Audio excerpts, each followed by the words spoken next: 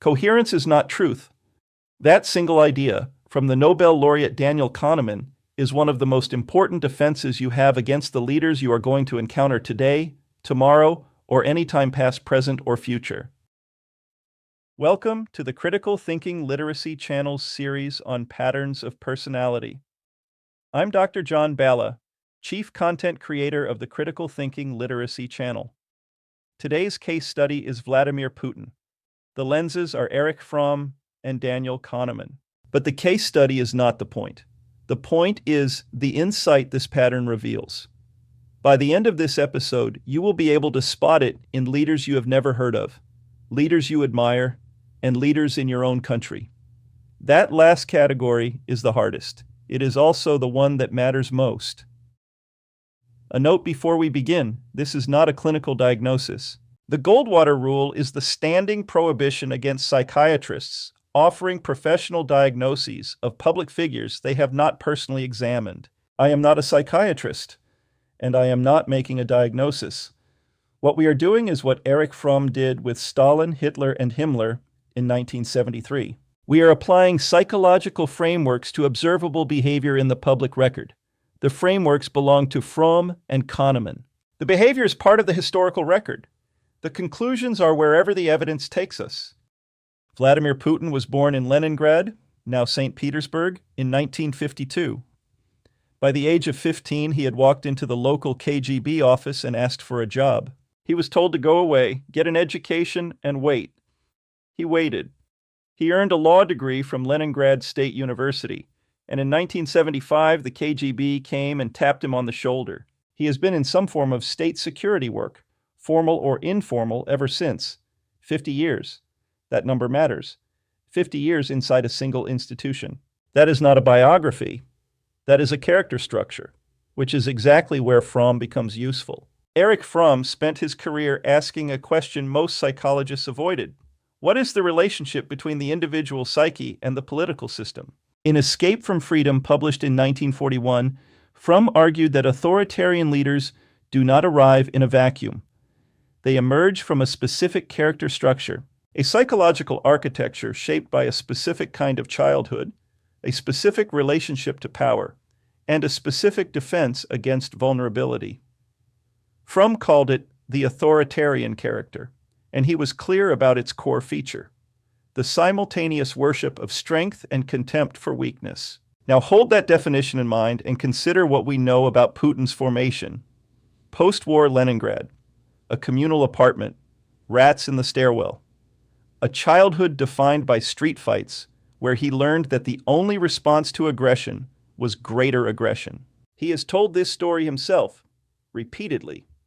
It is, if anything, the founding myth of his self-presentation. Then comes the institutional layer, the KGB at the height of Andropov's rebuild. Then 5 years posted to Dresden, East Germany, from 1985 to 1990. A KGB liaison officer to the Stasi, a mid-level operative running agents, gathering intelligence, recruiting informants, ordinary tradecraft. And then on December 5th, 1989, a crowd surrounded his building. Putin called Moscow for instructions. Nobody answered. That detail is in his own published interviews. Nobody answered. The Soviet state, the institution that defined him, had stopped responding. He and his colleagues spent days burning files. "We burned so much paper," he said later, "that the oven broke." He returned to Leningrad in 1990 to a country that was, within months, no longer a country. The state vanished. The institution vanished.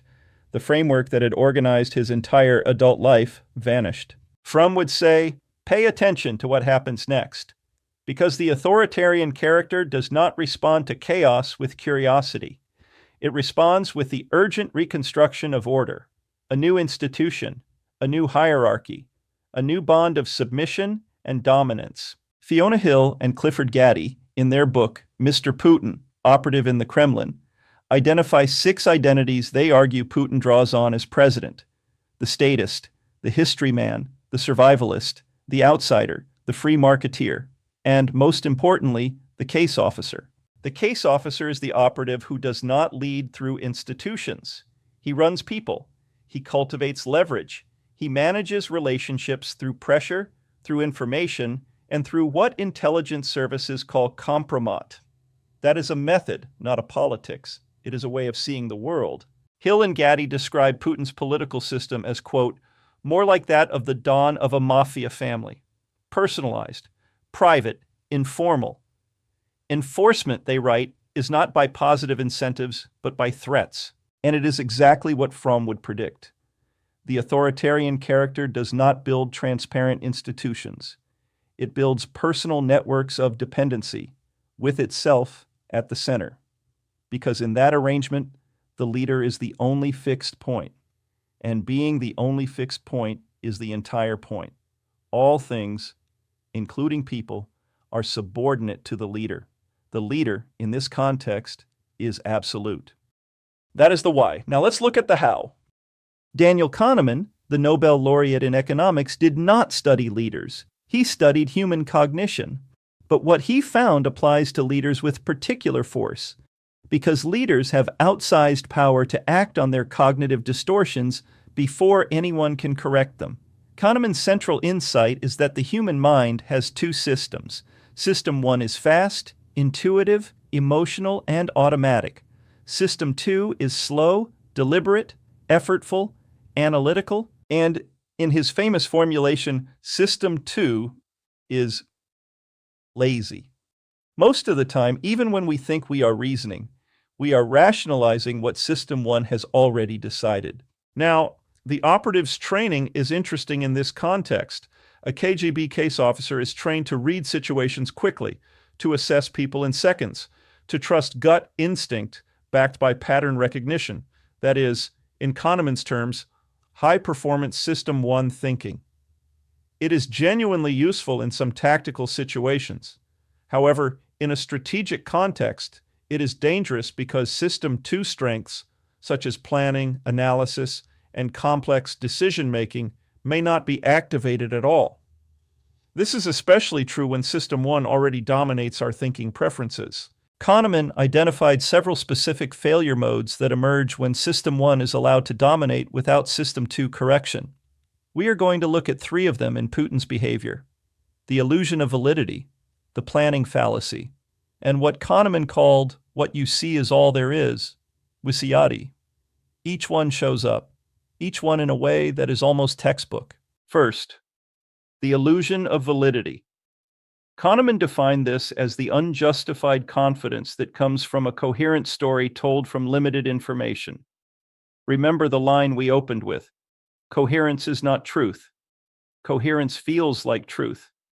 That is the trap. In July 2021, Putin published a 5,000-word essay on the Kremlin's official website.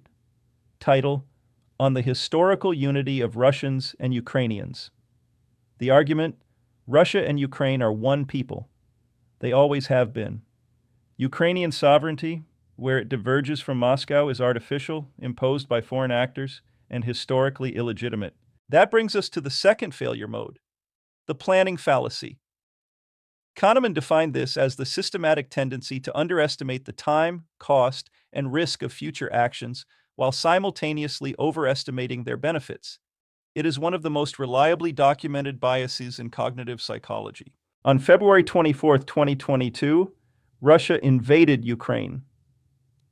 Multiple subsequent investigations, including reporting from the Royal United Services Institute and Ukrainian intelligence sources, have established that Russian forces deployed with 3 days of food, ammunition, and fuel. 3 days. The plan, as best as analysts can reconstruct it, was to take Kyiv within 10 days, decapitate the government, install a friendly regime, withdraw conventional forces, hand control to the FSB. Done. That was the plan. That plan failed within the first week.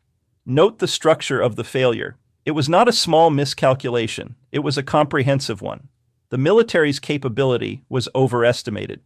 The Ukrainian state's resilience was underestimated. But that's not the end of it. Western unity was underestimated. The cost of the operation was underestimated. The benefits, the capture of Kyiv in 3 days, were vastly overestimated.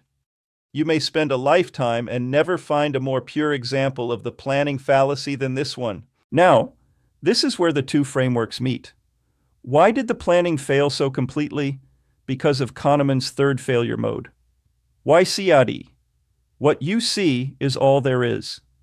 The mind builds confident judgments from the information available and treats absent information as if it does not exist. By 2022, Putin had been president for 22 of the previous 23 years. He had concentrated power into what Hill and Gaddy called the one-boy network.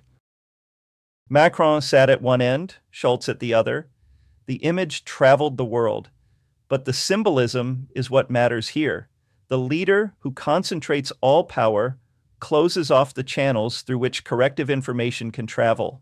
The decision to invade Ukraine was reportedly made by Putin and a small group of Siloviki, security service hardliners.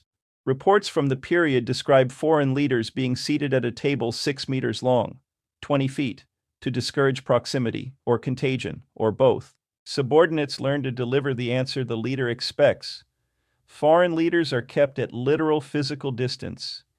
Independent media has been progressively suppressed since the early 2000s. The what you see shrinks, and shrinks, and shrinks. And eventually, all there is becomes a small, coherent, distorted picture that the leader confidently treats as the entire world. Fromm explains why the leader builds that closed system. Kahneman explains why the closed system catastrophically fails. Fromm gives us the why. Kahneman gives us the how. Remember the distinction we established early in the introduction. The case study is not the point. The pattern is the point. And these patterns are visible right now in places beyond Russia if you know what to look for. The point of the case study is not to render a verdict on one man, though it can serve that purpose as well.